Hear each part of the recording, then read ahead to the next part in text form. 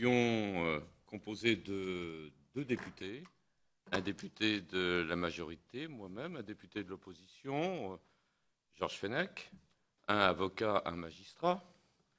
Et nous avons souhaité déposer un rapport sur la révision des condamnations pénales. C'est un sujet qui nous préoccupe fort. Georges Fenech a déposé une proposition de loi importante dès 2007 et j'ai sollicité du président Urvoas qui est la désignation de cette commission afin qu'on puisse faire un état des lieux et voir au cours du premier trimestre de l'année prochaine si une proposition de loi est susceptible d'être déposée. Je tiens à vous dire que toutes les auditions ici sont et libres et enregistrées et publiques. Nous avons souhaité vous entendre parce que nous avons suivi, et l'un et l'autre, votre action, vos plaidoiries, vos combats dans des affaires célèbres. Pour m'en être entretenu avec Jean-Denis Bredin, je sais tout ce que vous avez pu faire à ce niveau. Les affaires Seznec, les affaires Le Prince. Ce que je voudrais vous dire, c'est que d'ores et déjà, l'ensemble des hauts magistrats que nous avons reçus nous ont dit qu'il était nécessaire de modifier la loi. D'abord parce que c'est le vœu de la Cour de cassation, qui dans tous ses rapports a estimé qu'il était nécessaire de modifier la loi, disant ceci: la Commission rend compte les difficultés signalées dans tous les rapports pour l'examen des demandes de révision des condamnations criminelles. Ces difficultés résultent de l'absence de note d'audience, de l'absence de motivation, de l'absence de conservation des pièces à conviction, de multiples choses déjà là-dessus. On nous invite à changer la loi sur tous ces sujets. La deuxième chose, nous aurons à réfléchir avec vous sur l'éventuelle modification de la composition de la commission de révision et de la cour de révision. J'ai lu des papiers que vous avez faits où vous proposez qu'il y ait une suppression. À réfléchir si la composition de la commission de réexamen ne doit pas être prise en référence. L'un de vos confrères, Maître Le Borgne, nous a proposé que des jurés puissent être membres de la Cour de révision. Nous venons de recevoir M. Agré, qui a beaucoup réfléchi avec sa commission, qui est totalement opposé, mais qui estime qu'effectivement, il faut avant tout ouvrir à tous les magistrats, non pas de la chambre criminelle, mais tous les magistrats de la Cour de cassation de toutes les chambres. Donc nous allons réfléchir là-dessus avec vous. On voudrait vraiment avoir votre avis sur la notion du doute. Qu'est-ce que ce doute? On avait abandonné le doute sérieux, on est resté dans le doute sans qualification. Est-ce qu'on doit aller vers le moindre doute, vers le doute simple, vers le doute raisonnable? C'est très important pour nous d'avoir votre avis là-dessus. Et puis, Monsieur le procureur général, que nous avons entendu, le premier, M. Marin, nous a dit qu'il était très stupéfait de voir qu'aucune décision ne s'était appuyée sur la notion d'élément inconnu. On est sur le fait nouveau et non pas sur l'élément inconnu. Qu'est-ce que pour vous un élément inconnu?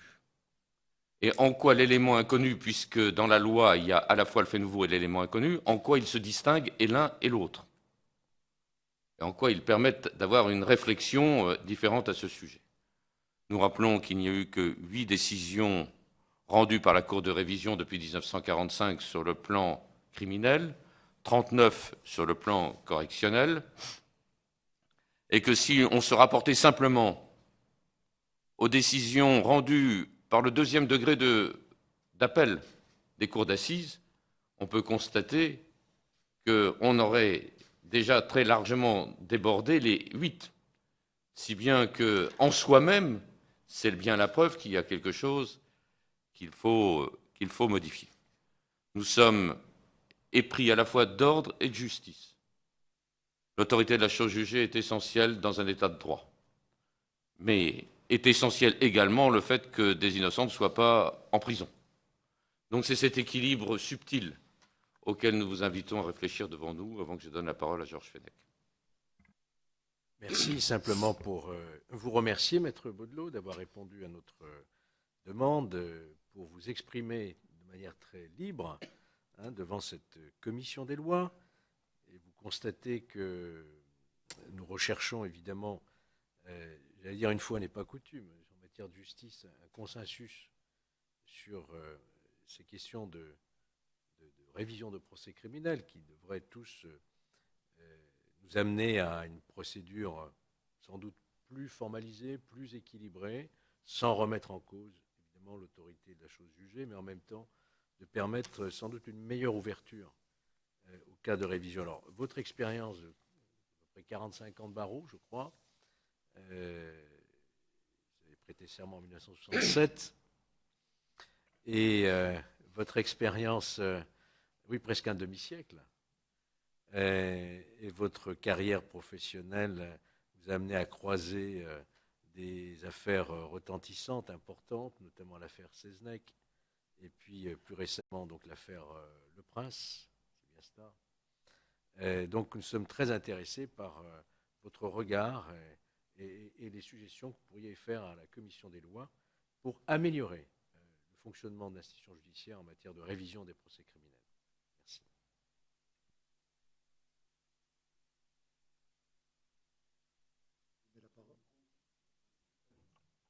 Je vous remercie beaucoup de m'avoir invité et de me donner la parole. J'ai effectivement participé à 2 procédures qui ont fait beaucoup de bruit et qui m'ont beaucoup mobilisé. Ce sont les dossiers Seznec et le dossier Le Prince. J'ai cru, jusqu'à la dernière minute, que les 2 procédures aboutiraient à une révision. Je l'ai cru avec une force absolument considérable, parce que les éléments nouveaux que l'on apportait à la juridiction étaient essentiels et, à l'évidence, devaient, de mon point de vue, aboutir à une révision.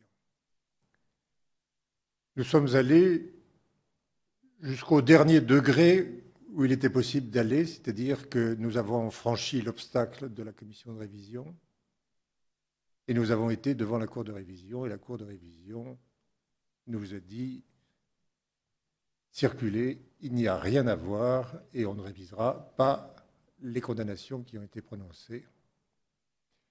C'était des déceptions absolument considérables pour les intéressés, bien sûr, et pour leurs avocats qui vraiment croyaient complètement au fait que la révision serait prononcée parce qu'elle était absolument possible et évidente. Et en y réfléchissant, on s'aperçoit que la procédure est complètement inadaptée et ne permet pas d'aboutir à une décision favorable. Et ce n'est pas par hasard si il n'y a que 8 révisions qui ont été prononcées, comme vous l'avez indiqué tout à l'heure, depuis 1943.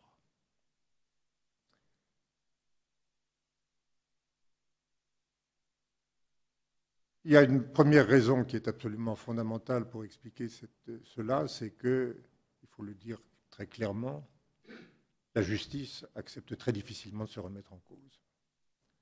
Elle accepte très difficilement de dire qu'elle s'est trompée, alors pourtant que tout le monde se trompe et que c'est de l'honneur de ceux qui se sont trompés que de reconnaître qu'ils se sont trompés. Mais pour la justice, on a vraiment l'impression que c'est quelque chose d'absolument impossible, d'une douleur absolument terrible que d'annoncer que l'on s'est trompé, que d'autres se sont trompés, et de réviser la condamnation. Ça, c'est une première observation qui me paraît tout à fait importante et qui est très grave parce que ce n'est pas la loi qui permettra de modifier cet état d'esprit. Je pense néanmoins que la loi peut intervenir pour faciliter des révisions. J'ai été très frappé de la différence qui existe entre la commission de révision et la cour de révision. La commission de révision, c'est la réunion de 5 magistrats qui, pendant des mois, et en réalité des années, va instruire un dossier et va complètement être imprégné par ce dossier. Les 5 magistrats de la commission de révision, je l'ai vu dans l'affaire Seznec, je l'ai vu dans l'affaire Le Prince, connaissaient le dossier sur le bout des doigts. Ils en avaient une connaissance absolument parfaite et approfondie. Et je dois dire que Mme Anzani, qui était présidente de la commission, était extrêmement vigilante, ne laissait rien dans l'ombre, allait dans les détails, et lorsque il fallait procéder à une audition qui lui paraissait importante, elle demandait à ses assesseurs de venir à ses côtés pour qu'il soit procédé à l'audition. Et donc, lorsqu'on plaide devant la commission de révision, on a vraiment l'impression de plaider devant une formation de magistrats qui est parfaitement informée, qui est parfaitement au fait du dossier. Lorsqu'on plaide devant la cour de révision, c'est un sentiment complètement inverse que l'on a. Alors, l'Assemblée est importante. Dans l'affaire Seznec, c'était, je crois, 40 magistrats. Dans l'affaire Le Prince, c'était 17 ou 18 magistrats. C'est en principe la chambre criminelle dans son entier. Et cette collégialité, qui en principe devrait être une garantie, pour moi, est un leurre. C'est un leurre parce que sur ces 40 magistrats, il y en a un qui a vraiment regardé le dossier, c'est le rapporteur. Quant aux autres, ils l'ont peut-être feuilleté, mais leur connaissance est véritablement très sommaire. Or, devant la cour de révision, les débats sont d'une brièveté extraordinaire. Dans l'affaire Seznec, les débats ont duré une journée. Dans l'affaire Le Prince, ils ont duré une matinée. Et cette matinée a été occupée par quoi? Elle a été occupée par le rapport du rapporteur, puis ensuite la plaidoirie du requérant, et ensuite les réquisitions de l'avocat général. Pas d'audition du requérant, pas d'audition des témoins, pas d'audition des experts, aucune audition, aucun débat qui soit de nature à mettre ceux qui vont juger au fait du dossier qu'ils vont juger. Et ça, c'est quelque chose qui est, à mon avis, rédhibitoire, parce que ça ne permet pas aux magistrats de statuer en connaissance de cause.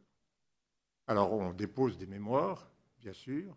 Ces mémoires sont le plus détaillées possible, mais c'est totalement insuffisant à faire revivre l'atmosphère, à faire revivre le dossier, à faire revivre tous les éléments essentiels du dossier. Je prends par exemple l'affaire Le Prince. Le Prince était accusé par sa femme qui avait eu 3 ou 4 ou 5 versions successives des faits, et chacune des versions étant totalement invraisemblable et complètement contradictoire avec la précédente. Il était, à mon avis, absolument essentiel que cette femme soit entendue. Elle ne l'a pas été. Et il était d'autant plus essentiel qu'elle soit entendue que devant la commission de révision, elle a eu, après avoir été examinée par un expert psychologue, ce à quoi elle avait consenti, elle a dit, et devant l'expert psychologue, et devant la commission, je ne sais plus où j'en suis, j'ai un doute, j'ai peut-être tué, en tout cas, je m'en veux d'avoir mis en cause mon mari. C'est quelque chose d'absolument fondamental. Et ce propos, lorsqu'on le lit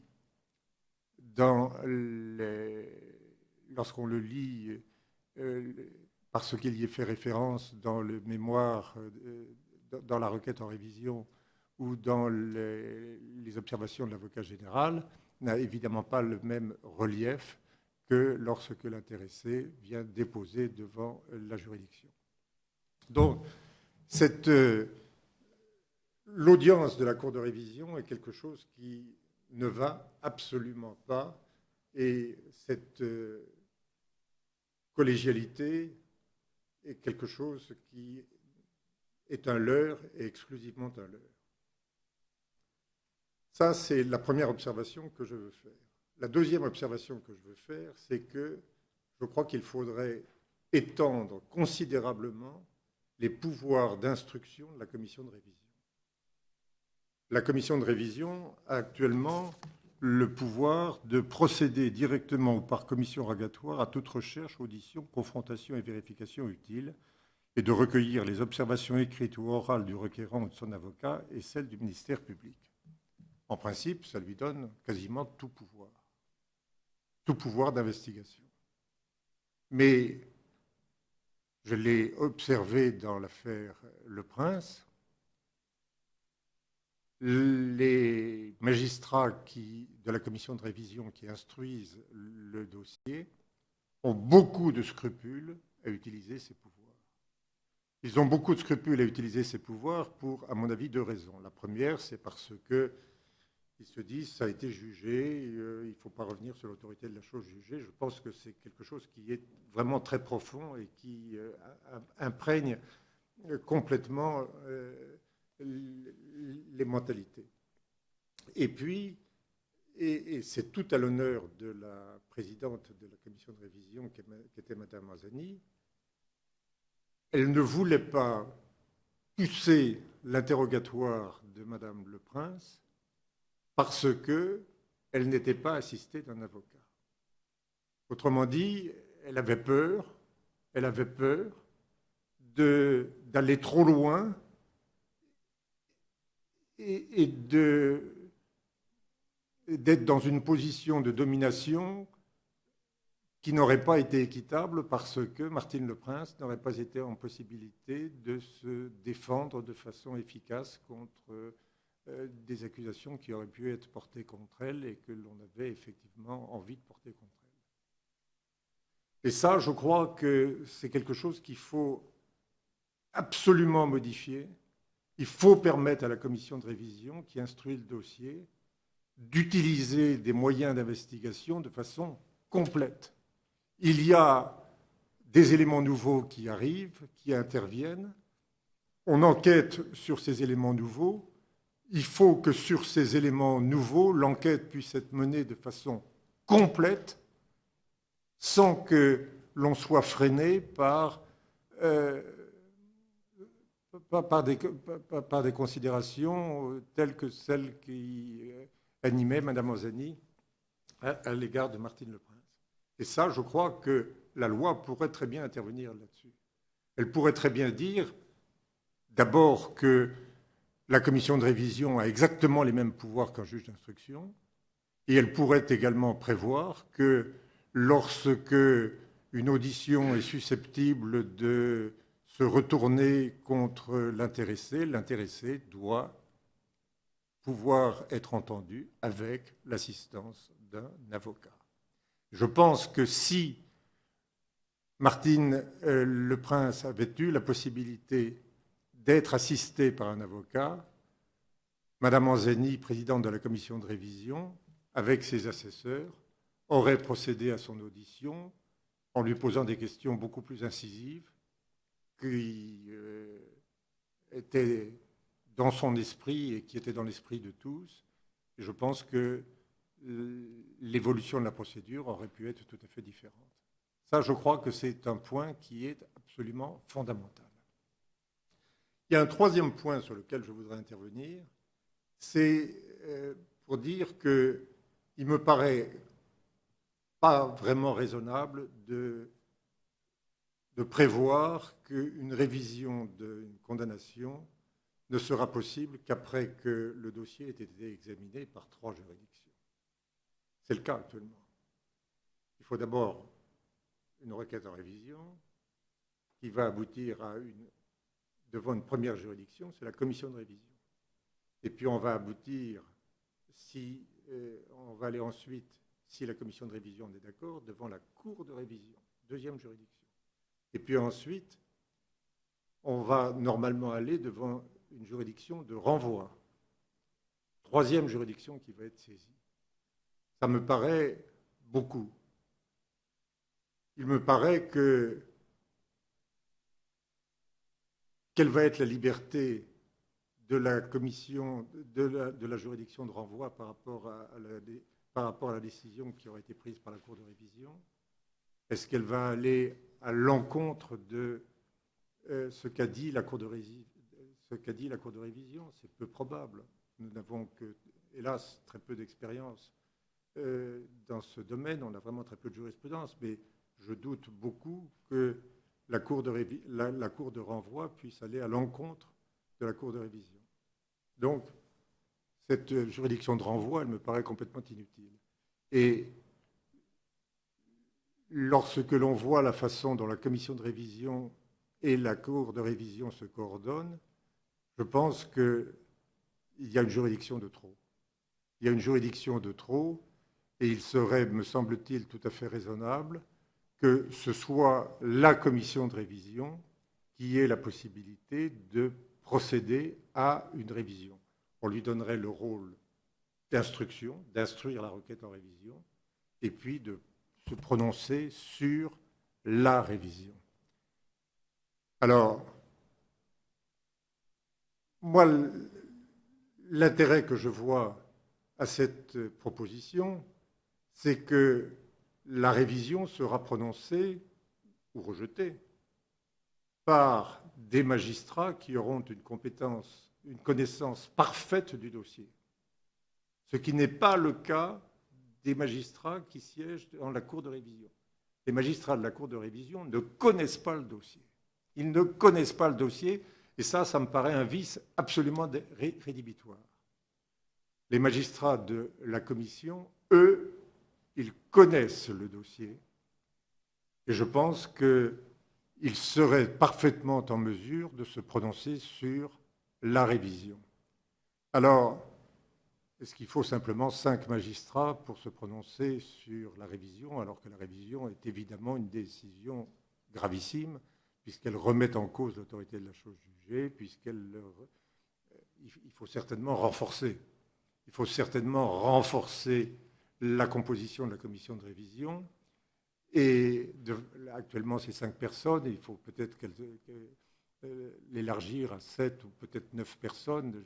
On peut discuter du chiffre, mais je pense qu'il serait logique que la révision soit prononcée ou refusée par une équipe de juges qui ait une parfaite connaissance du dossier.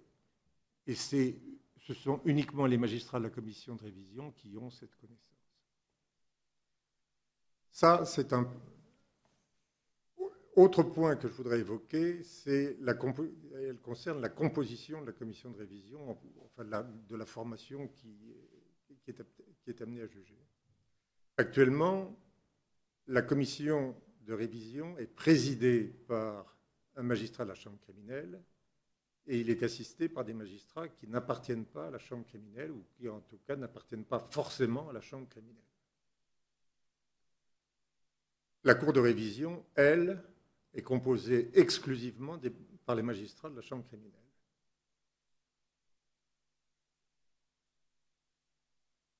Je pense que ces magistrats de la chambre criminelle, ils ont fait toute leur carrière dans la justice pénale. Et je pense que, malgré eux, ils sont moins choqués par une décision de condamnation, y compris d'une condamnation qui est peut-être un peu discutable, que des magistrats qui sont intervenus dans d'autres matières que la matière pénale.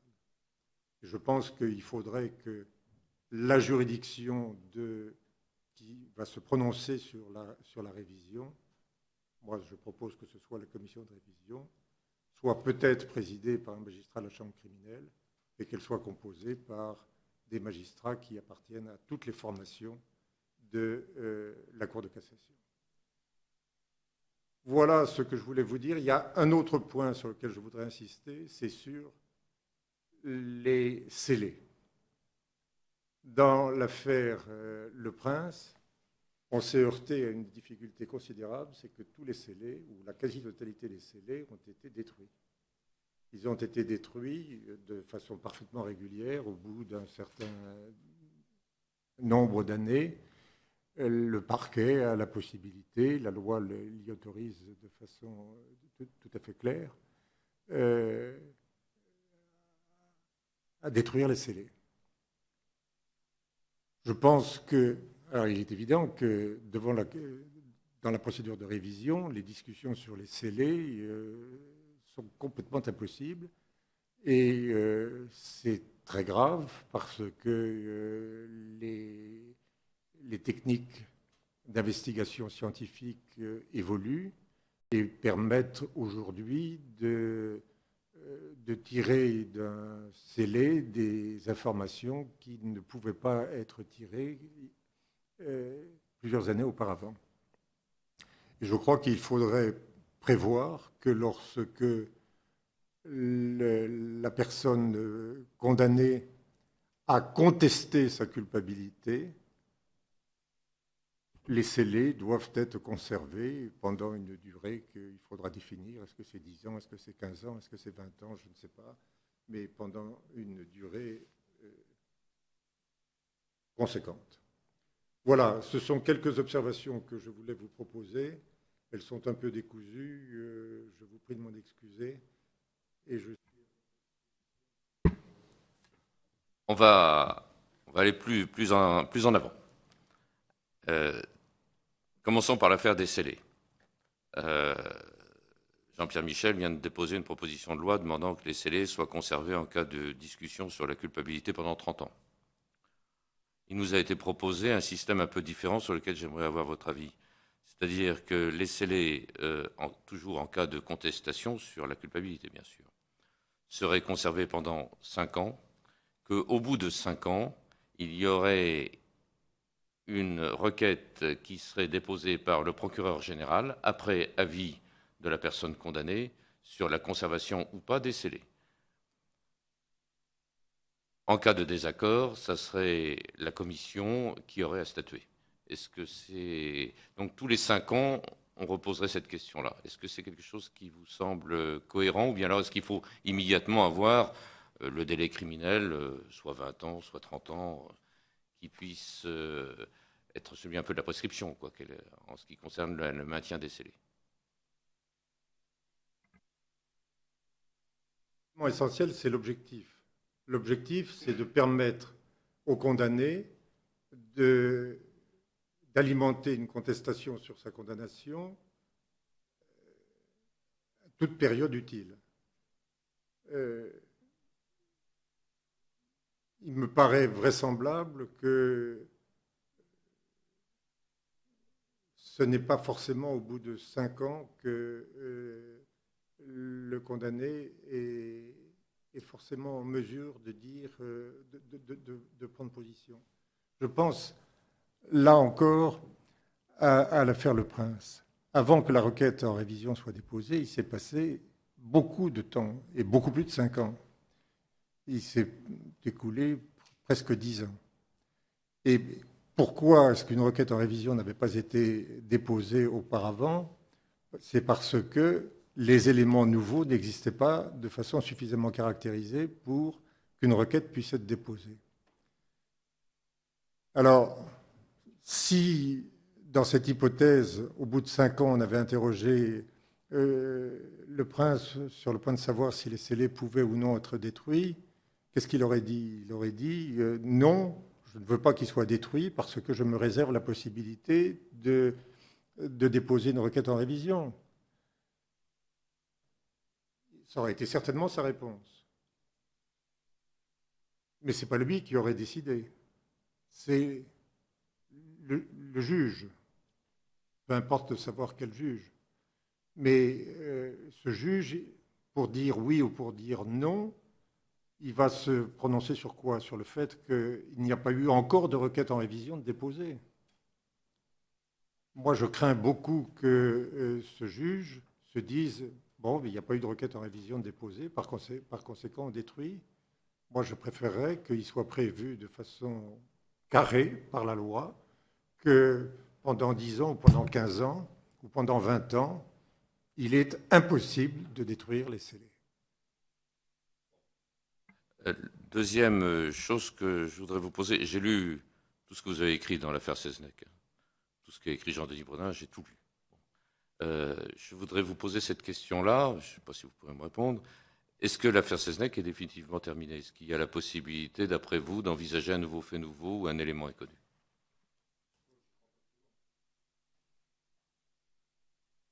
Non, je veux dire, il s'est passé tellement de temps depuis,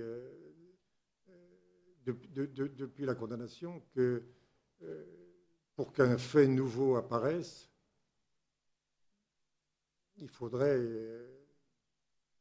Enfin, je ne dis pas que c'est impossible. Je dis pas que c'est impossible. Je dis que je n'y crois pas trop. Je dis que je n'y crois pas trop parce que les faits nouveaux, il faut les chercher. Les faits nouveaux dans l'affaire Seznec, ils ont été cherchés pendant des années, des années et des années. En trouver d'autres.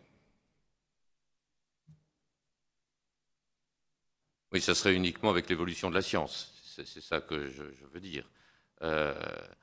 Nous allons recevoir tout à l'heure tout un certain nombre de responsables, en particulier du laboratoire d'Institut génétique.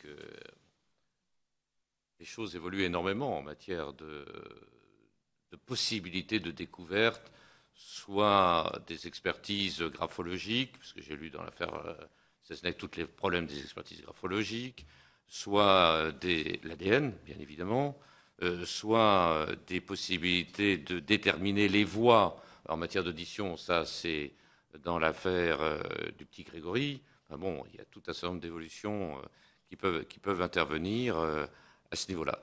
Mais ma question maintenant sera, je voudrais qu'on pousse un peu sur votre proposition en ce qui concerne la commission de révision et la cour de révision. Beaucoup, de très nombreuses propositions nous ont été faites en disant que qu'actuellement, il fallait changer les choses. Ça, encore personne ne nous a dit que tout semblait bien aller là-dessus. Les propositions qui nous ont été faites, pour l'essentiel,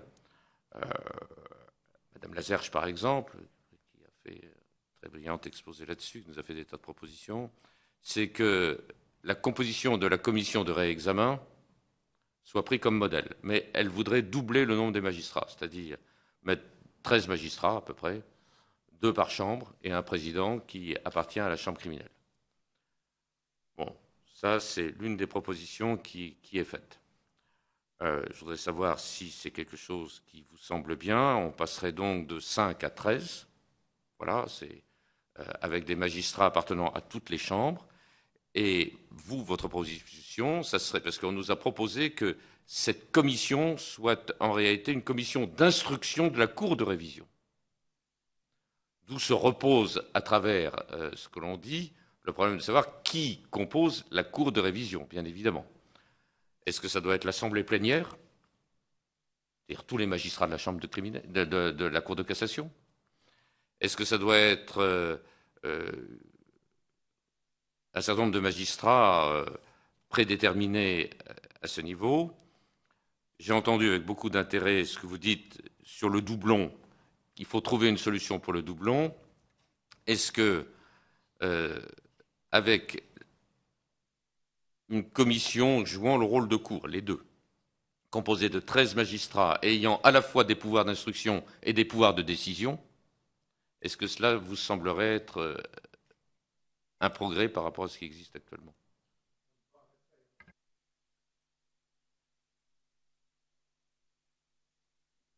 Attention, Ça serait un progrès considérable si les 13 magistrats qui constitueraient la commission de révision avaient le pouvoir de décision, avaient le pouvoir de décider sur la révision ou la non-révision.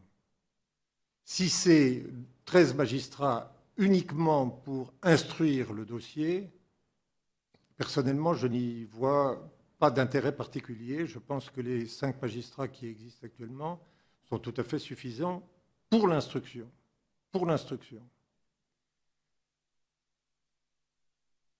Je me méfie beaucoup d'une collégialité qui ne serait pas effective. Avec 5 magistrats, je pense que la collégialité peut être tout à fait réelle et que les 5 magistrats peuvent participer aux différentes auditions, aux différentes confrontations, actes d'investigation, quels qu'ils soient. Si la commission est composée de 13 magistrats, je crains beaucoup que les 13 magistrats ne puissent pas se mobiliser de façon réelle et efficace pour instruire le dossier. Et je crains que cela soit contre-productif. Alors, excusez-moi. La commission a le pouvoir de décision et a le pouvoir de se prononcer sur la révision, l'admettre ou la refuser. À ce moment-là, 13 magistrats, ça me paraît effectivement tout à fait raisonnable.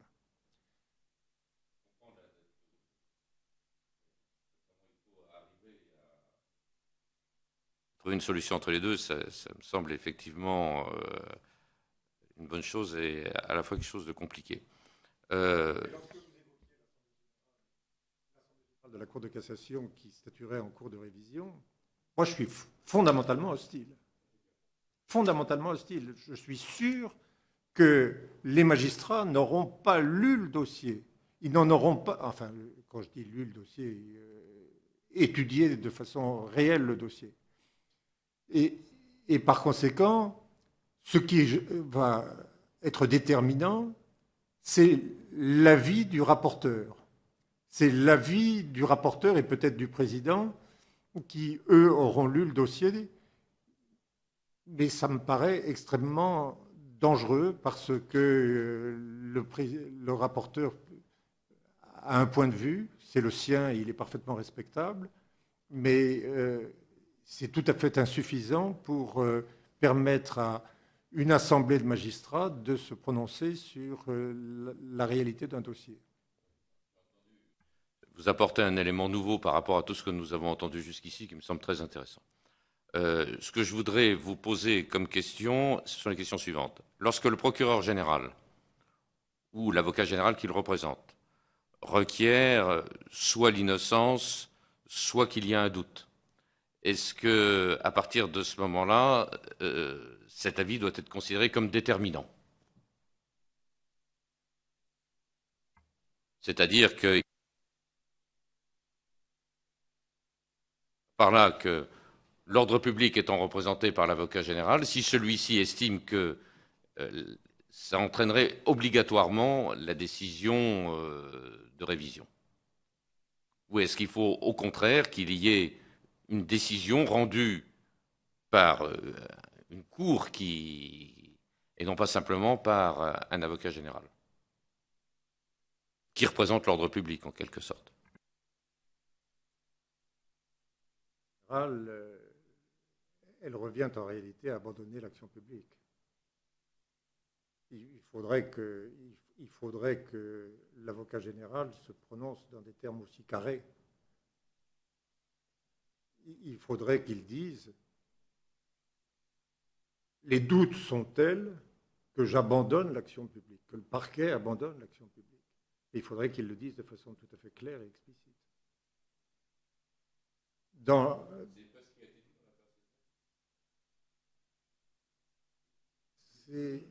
C'est ce qui a été dit dans l'affaire Sezdek. Mais il ne l'a pas dit. Là, je suis un peu flou sur mes souvenirs, mais je ne pense pas qu'il l'ait dit de façon... Ah si, tout à fait. Tout- oui, oui, tout à fait, tout à fait. Tout à fait, et dans l'affaire Le Prince, pareil. À ce moment-là, deux autres questions. Monsieur le procureur général nous a dit qu'il fallait modifier la loi, et d'après ce que j'ai cru comprendre, mais je pense que nous le réinterrogerons, en ce qui concerne les acquittements. Est-ce que l'on peut revenir, à la suite d'un fait nouveau, sur un acquittement?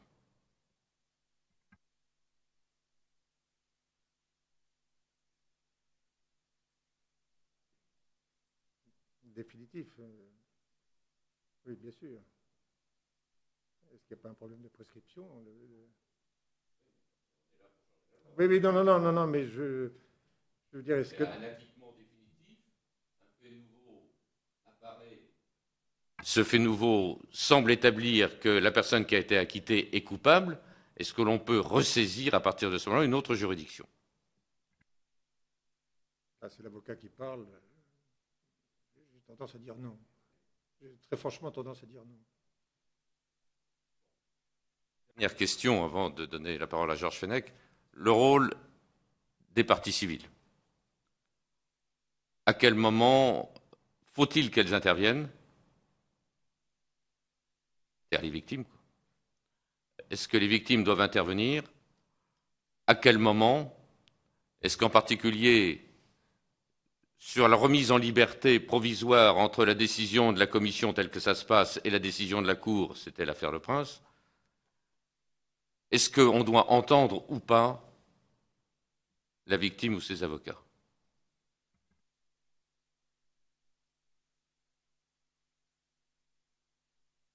Moi, je dis non. C'est un problème de culpabilité. C'est un problème de...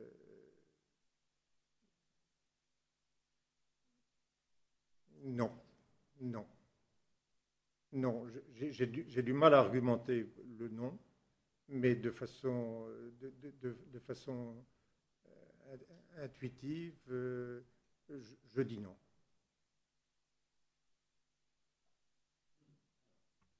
Pour bien que nous comprenions votre vision d'une procédure totalement rénovée.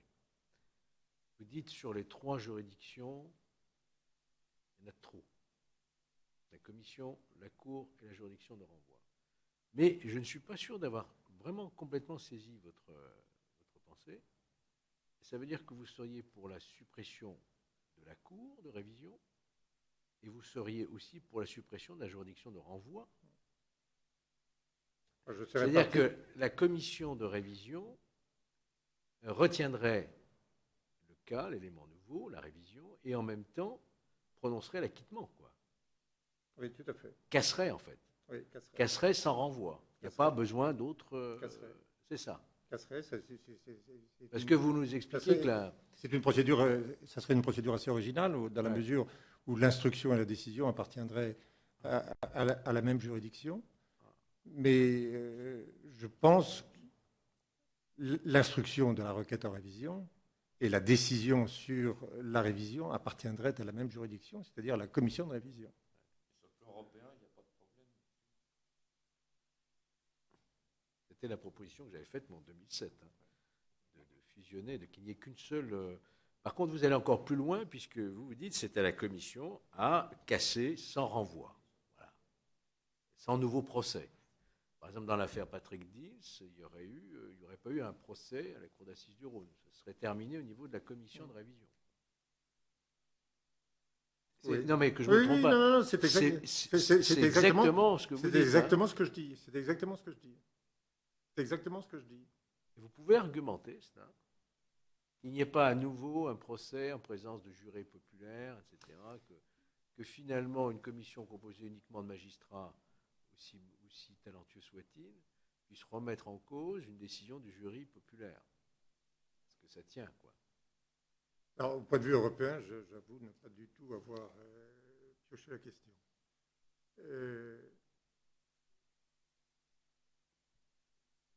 Je me dis que la juridiction de renvoi n'a pas de vraie autonomie par rapport à la décision de révision qui aurait été prononcée par la Cour de révision, par la commission de révision, enfin, par la formation de la Cour de cassation qui a révisé. Ça, c'est un avis personnel. C'est un avis personnel. Mais de mémoire, il me semblait dans l'affaire Patrick Dils, il y a eu deux décisions. La Cour d'assises avait à nouveau condamné la deuxième fois. C'est au bout de la troisième fois, semble-t-il, que la Cour d'assises a acquitté. Donc la deuxième était bien autonome dans sa décision par rapport à ce qu'avait décidé la Cour de révision. Enfin bon, ça c'est un avis qui... Vous pensez qu'il n'y a plus suffisamment de latitude de jugement d'une cour de renvoi par rapport à une décision argumentée, étayée d'une cour de révision. Attention. Pour moi, la décision qui est prise par la Cour de révision, enfin par la décision de révision qui est prise au niveau de la Cour de cassation, pour moi par la commission de révision rénovée, c'est une décision qui est prise au vu d'un véritable procès. C'est-à-dire avec audition des parties, avec audition des témoins, avec audition des experts, l'audience n'aurait rien à voir avec ce qu'elle est actuellement. Ce serait des débats qui dureraient le temps nécessaire à ce que tout le monde puisse être entendu et que chacun ait pu s'expliquer de façon complète. Autrement dit, ce serait une vraie audience de la commission de révision statuerait en fait et non pas du tout en droit et au vu de débats absolument complets tels qu'ils peuvent exister actuellement devant une cour d'assises. Et pourquoi ne pas retenir la Cour de révision et non plus la commission de révision? Parce que dans votre vision, donc, ce serait une commission d'instruction. Il faudrait la renommer Cour de révision. Il ne faudrait plus qu'il y ait une seule juridiction. Pourquoi ne pas retenir la Cour de révision plutôt que de maintenir une commission d'instruction? Une commission d'instruction n'a pas pour vocation, comme un juge d'instruction, de prendre une décision de justice. Effectivement, il est tout à fait original et tout à fait particulier dans notre législation de prévoir qu'une juridiction aurait à la fois les pouvoirs d'instruction et à la fois des pouvoirs de décision. Ça, j'en suis parfaitement conscient. Oui. J'en suis parfaitement conscient. Et si on veut absolument distinguer la commission et la Cour de révision, alors il faudrait prévoir que devant la Cour de révision, que la Cour de révision ne soit pas composée, soit composée de façon complètement différente de ce qui existe aujourd'hui, et qu'il y ait un débat complet devant la Cour de révision. D'accord. Alors, ça me paraît absolument fondamental. Fondamental. C'est votre deuxième proposition, c'est donc de prévoir un vrai débat contradictoire, présence d'avocats. Pas seulement présence d'avocats, les avocats sont là actuellement. Mais non, mais devant la commission. Il n'y a pas puisque, madame, vous avez cité le cas de Martine Le Prince, qui ne pouvait pas être assisté d'un avocat. Ah, mais c'est au niveau de l'instruction, ça. Oui, là aussi, donc au niveau de l'instruction, vous êtes pour qu'il y ait une procédure un peu sur le modèle du juge d'instruction, c'est-à-dire présence de l'avocat, contradictoire, expert, etc. Refaire une véritable instruction, quoi. Tout à fait. Là, c'est bien ce que nous avons compris. Oui, tout à fait, c'est exactement ce que je dis. Alors que le texte, en fait, prévoit, que vous nous avez rappelé, l'étendue déjà du pouvoir de la commission d'instruction qui peut donc ordonner tous actes utiles à la manifestation de la vérité. Sauf que vous dites qu'il y a une espèce de retenue de la part de la commission puisqu'il n'y a pas de protection de droit de la défense d'avocats représentés. Martine Anzani l'a dit de façon expresse. J'ai beaucoup de respect pour le travail qu'elle a fait et j'ai beaucoup de respect pour les scrupules qu'elle a manifestés, mais elle m'a dit très clairement, et M. Maton, avocat général, m'a dit exactement la même chose, parce qu'ils avaient entendu ensemble Martine Le Prince, ils ont dit, ils m'ont dit, on a des doutes absolument considérables sur sa culpabilité, mais on n'a pas voulu aller trop loin parce qu'elle n'était pas assistée par un avocat et on a estimé qu'il n'aurait pas été correct de pousser plus loin l'interrogatoire. Enfin, et je pense que c'est parfaitement honorable comme démarche. Mais il faudrait donner la possibilité aux magistrats de la commission de révision qui instruisent le dossier de faire en sorte que les personnes contre lesquelles il y a un certain nombre d'indices puissent être assistées, comme un témoin assisté, comme une personne peut être entendue sous le statut de témoin assisté par un juge d'instruction. Enfin, vous avez connu donc avant et après la loi de 89. Vous estimez que la loi de 89 a été une avancée. La loi qu'on a appelée Seznec, ça a été une avancée. Et vous estimez qu'elle doit être aujourd'hui à nouveau améliorée, mais vous ne nous avez pas donné votre sentiment sur la question du doute. Est-ce que le législateur devrait qualifier là, on est vraiment au niveau des mentalités. On est vraiment au niveau des mentalités, on est vraiment au niveau des réflexes. Lorsque la loi dit que le doute doit pouvoir entraîner la révision, la loi est d'une clarté absolue. Et quand les mentalités ne suivent pas l'esprit de la loi, est-ce qu'il faudrait on peut souligner 3 fois que le doute est suffisant. Mais on ne peut pas souligner dans la loi. Non, mais on peut dire le moindre doute. Non, mais je veux dire, on peut dire le moindre doute. On peut dire le moindre doute. Vous y seriez favorable? Oui, c'est mieux que rien. C'est mieux que rien. Est-ce que ça serait vraiment efficace? L'expérience le dirait. Ça permet en tout cas en matière de mentalité à faire passer un message fort de la part de la représentation nationale à l'autorité judiciaire. Ça, c'est quelque chose qui... Alors, vous qui êtes par ailleurs un habitué des cours d'assises, je voudrais... Puisque ici, la Cour de cassation nous fait tout un certain nombre de propositions, je voudrais les connaître. La première chose, en ce qui concerne... voici ce qu'il met. Il convient de rappeler que l'article 308 du Code de procédure pénale est trop souvent ignoré, peu utilisé, alors qu'il prévoit que le président de la Cour d'assises peut ordonner l'enregistrement sonore sous son contrôle des débats. Est-ce que vous êtes favorable à l'obligation de l'enregistrement sonore?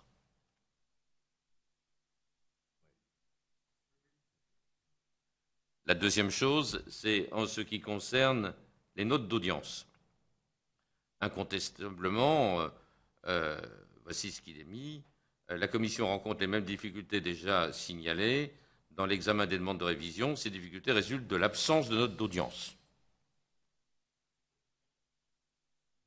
Troisième chose, en ce qui concerne la motivation des décisions. Là, je voudrais avoir votre avis de juriste. Parce que nous venons de changer la loi. Nous venons de changer la loi en 2011, ça s'applique à partir de 2012, à la suite des condamnations sur le plan européen qui ont été les nôtres. Et en particulier, nous avons noté que 5 décisions viennent encore de condamner la France en 2013 sur ces problèmes-là. Nous savons que aussi bien la Cour de cassation que le Conseil constitutionnel ont estimé que l'absence de motivation complète n'était pas rédhibitoire. En revanche, sur le plan européen, et en particulier dans l'arrêt Agnolet, c'est le dernier paragraphe de la motivation, où il est dit que, a priori, je dis bien a priori, voilà ce que dit la Cour au niveau européen, que, a priori, la modification de 2011 serait suffisante. Nous nous posons beaucoup de questions. D'abord parce que toute l'évolution va vers une motivation complète. Et que tôt ou tard, il y aura cette motivation complète. Et nous avons le sentiment, comme ça, mais tout ça, bien sûr, doit être confronté aux analyses de chacun, nous avons le sentiment qu'il n'y a aucune raison qu'il y ait une motivation différente sur le plan correctionnel que sur le plan criminel. Et que, au contraire, là où il faudrait qu'il y ait la motivation la plus forte, c'est sur le plan criminel. Puisque ce qui doit être ressorti d'un arrêt, c'est de comprendre pourquoi on est condamné et sur quel motif on est condamné. Donc, est-ce que, d'après vous, la modification législative de 2011 est suffisante? Ou bien alors, est-ce qu'il ne faut pas faire en sorte que la loi prévoit que la motivation doit être la même sur le plan correctionnel et sur le plan criminel, en laissant éventuellement un délai supérieur au délai de 3 jours qui est prévu, et en tout cas en s'éloignant de, de la préparation de motivation qui est actuellement adressée au président de cour d'assises et qui invite, non pas à réduire, mais à une motivation, je dirais, je fais très attention aux mots que j'emploie, une motivation succincte. Voilà. Donc j'aimerais avoir votre avis là-dessus. Aucune raison de faire une distinction entre la motivation correctionnelle et la motivation criminelle. Et je pense que la motivation doit être circonstanciée, doit être complète et non pas simplement sommaire. Et alors évidemment, ça prend du temps. Ça prend du temps pour rédiger un arrêt. Ça pose des problèmes pratiques évidents, puisque l'arrêt qui va être rendu est rendu non pas uniquement par le président et pas davantage uniquement par les 3 magistrats qui composent la juridiction, mais par l'ensemble de la Cour. Ça pose des problèmes pratiques qui sont évidemment très importants. Mais si on pouvait arriver, et alors je n'ai absolument pas réfléchi à la question, mais si on pouvait arriver à trouver les modalités pratiques permettant à la Cour dans son ensemble d'adopter une motivation détaillée, ça serait très certainement une très bonne chose. Comment vous franchissez l'obstacle du secret du vote? De la même façon que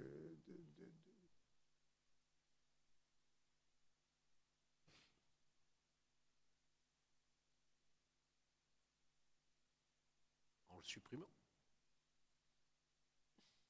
le secret du vote. Vous ne pouvez pas demander à la fois à un juré protégé dans le secret de son vote, il vote dans le secret, un bulletin secret, culpabilité, et en même temps qu'il se découvre pour motiver sa décision, qui donne les motivations. Pourquoi a-t-il voté dans le sens de la culpabilité, puisque le vote est secret? Oui, enfin, la décision,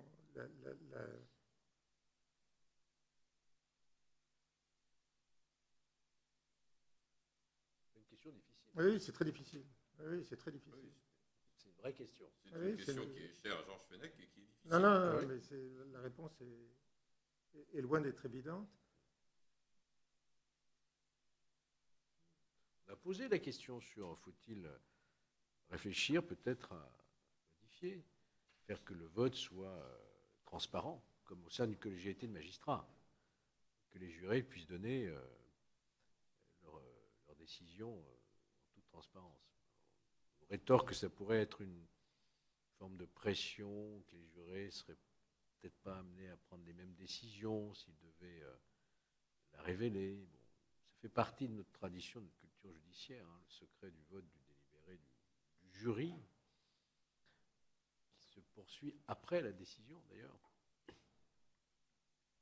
Donc vous êtes pour une motivation plus complète, en tout cas, non pas sommaire comme aujourd'hui, et ne pas forcément remettre en cause le secret du vote. Comment ça se passe pour une décision correctionnelle? Les 3 magistrats ne sont pas forcément d'accord. Les 3 magistrats ne sont pas forcément d'accord, mais ils sont d'accord sur la motivation qui va être retenue. Est-ce qu'il y a une distinction qui devrait être faite pour une décision criminelle?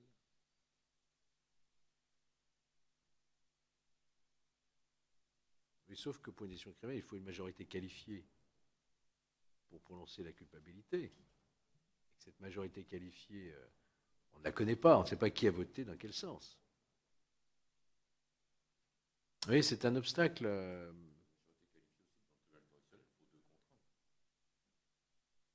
Oui, c'est vrai.